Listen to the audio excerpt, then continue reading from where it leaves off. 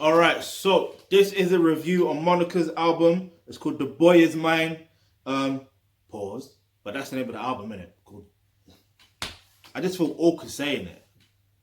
But anyway, this was released back in 1998. And the artwork is basically of Monica. And yeah, like she's wearing blue. Two types of blue actually. This is interesting. And it's just a basic cover artwork. It's just basic. But then again, normally associate the color blue with boy. So you know. And the interesting thing about this artwork, I do actually remember seeing this artwork or the CD or the cassette tape from one of my foster sisters. But I'll get into that a bit later, which is interesting. So they are 13 tracks. Street Symphony, The Boy's Mind featuring Brandy, Ring the Bell, The First Night, Misty Blue, Angel of Mine, Gonna Be Fine featuring Outcast, Inside, then Taken Back, then Right Here Waiting featuring 112. I don't know why I said it like that, but if you listen to 112, you will understand why I said it like that. Then Cross the Room, then I Keep It to Myself, and For You I Will. So yeah, I'm not sure if you're aware, but in fact, I don't even know. I don't know the details of that. But in fact, yeah, if you've seen the review I've done on Brandy's album called Never Say Never, the track The Boy Is Mine is on that album as well, and that was released in the same year, I believe. So yeah, that's interesting. You can look at the review on that as well. So it's interesting that, because of the success of that hit, like it's still a massive hit. I don't know whether it was her choice or whether it was the label's choice. Like I'm gonna assume it's the label's choice, but then again I don't know. Sometimes the labels they're not really with it. But if it is whoever's choice it was a smart move.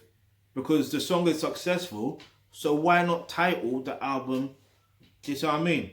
And still have Brandy on it. Like, it just makes sense. So it's a smart move. But yeah, so before I get into taking more songs in context or out of context, but like, basically, with this album, like I genuinely remember seeing the artwork.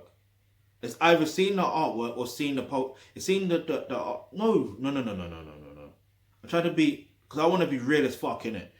But I definitely remember there was a poster. I'm pretty sure of it. So I'm pretty sure I remember that. Because I remember that pose. I remember that pose, and I remember a girl with that type of hairstyle. And I'm pretty sure it was Monica. I just didn't. Do you know what I mean? What can I say? Around that time, remember that 10, bruv. Like, I was either 9 or 10. Let me see. Technically, I was 9 by the time this was released. Technically. In 98. But 20 days later. No, wrong. Not 20 days later. A couple weeks later, whatever. Man was 10. But anyway, this ain't about me.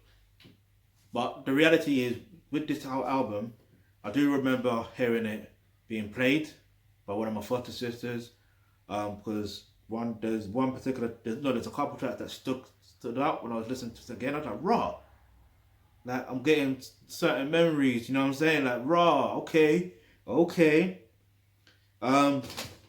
yeah, but I do remember the video to the Boy's Mind. Like, I remember that getting rinsed. Like, you could not turn on the box TV and that song and the video to that not being on. You just couldn't. It was just there. Like, it was there. So, and I could see why. It was played and always played on radio. But anyway, I don't have a particular favorite track on this album, by the way. But I do know that there are some songs that stood out for me on this track when listening back. So one of them is The First Night, Angel of Mine. What was the other one? yeah, I think Misty Blue as well. Yeah, Misty Blue. But yeah, I mean her vocals are decent. Well, they're not even decent. They're great. Yeah, let's just be fucking real about that. But like, yeah, the song "The First Night." We're gonna, you know what? Let's just talk about "The Boy Is Mine." You know why? Because that's the biggest hit there, and it's the elephant in the room, innit? Pun intended. Um, so basically, look, when it comes to dating and relationships, there is a thing that happens. Even I've gone through this phase, right? When you are dating someone, whether it's exclusively or not, you have this feeling of that you now own them, but you don't own them. I'm going to repeat that again. You do not own that person that you are dating. You don't own them. They have free will. Like, they literally have free will. You have to understand that, yeah, they're gonna make mistakes. Yeah, they may flirt with another person here and there, is what it is. Do you see what I'm saying? And if they step out of the relationship to end up, stepping into a situation with someone else, it is what it is. But you have to understand how dating and relationships actually work. Yeah? Because more time we're programmed to believe that it's all about monogamy, monogamy, monogamy, monogamy. And the interesting thing I want to mention is, while we talk about the song "The Boy Is Mine," it reminds me of like, this is the female version of "The Girl Is Mine." Michael Jackson featuring Paul McCartney. And the interesting thing is, the way it's the same thing. It's like, just because, and there's another song with Harsha and R. Kelly, same girl. So there's similar themes, and that theme is, you think that person you're dating it's only you. It's only you that they're dating, but they're dating other people. And that's the thing about some dates. It's like, yeah, you could be dating, but they're dating other people.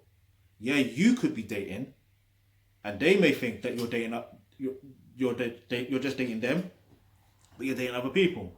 So the thing is, what I recommend right now, just learn how dating and relationships actually work in general. Yeah, learn the different types of relationships. Yeah, get that information in you so you can make the right decision for you.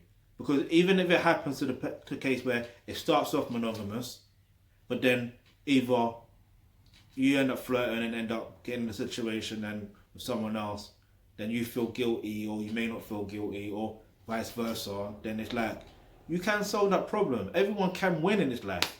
Everyone can win. When it comes to dating relationships, everyone can win. It's just how you go about it. Yeah? But I I have to remind you that that person you're dating or with, whether you're married to them or not, you don't own them. And they don't own you. Do you understand? So, look, click the link in the description box below that says become a member of the Thealkebulantrust. When you do that, you get access to online courses such as, roles and relationships, and that's where you're going to learn exactly how dating and relationships actually work.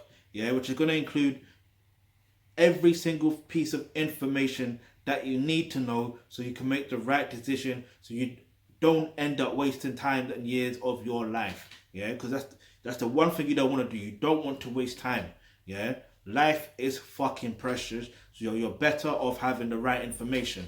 All right. Now, also, before I get out of here, there is another link in the description. In fact, so I'm gonna give this album an 8 out of 10. There's some tracks that I felt they're kind of sonically not right for the album, but other than that, great album.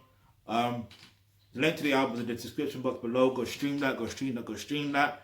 And yeah, got any questions, any topics you'd like for us to discuss, leave that in the comment section below. And remember, hit the subscribe button, hit the notification, because you never know, the video you suggest might just be next.